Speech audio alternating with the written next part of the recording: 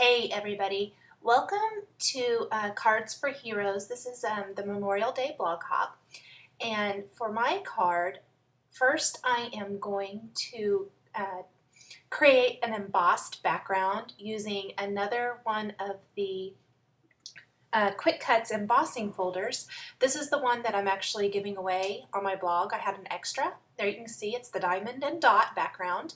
So if you haven't already, post on my Stampin' Fun Friday post from May 22nd for a chance to win that embossing folder, and yes, I will ship overseas.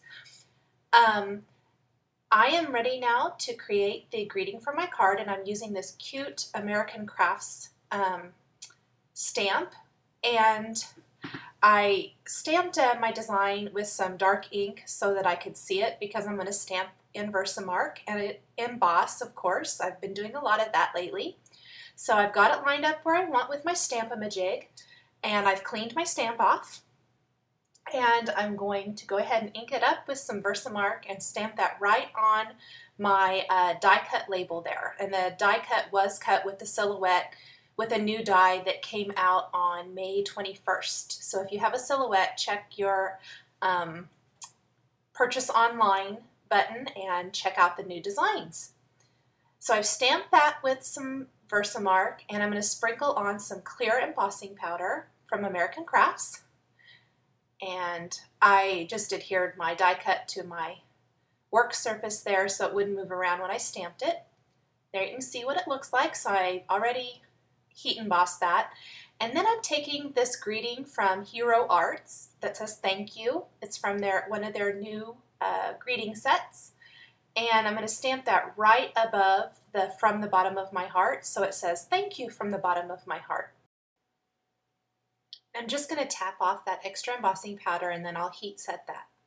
And then I adhered it back to my work surface, and I'm just using a sheet of cardstock there so I don't get my table too dirty. And I'm using some Distress ink from Tim Holtz, and it's the Faded Jeans color, and I'm using a foam applicator from Ranger to just apply the blue ink right over the top of my stamped image. You can see that the embossed image is resisting the ink. Just a really fun way to add some color to the design. And I'm just using a circular motion there to make sure I blend it in really good and I don't get any really heavy areas of coverage anywhere. You can kind of see I did down there at the bottom.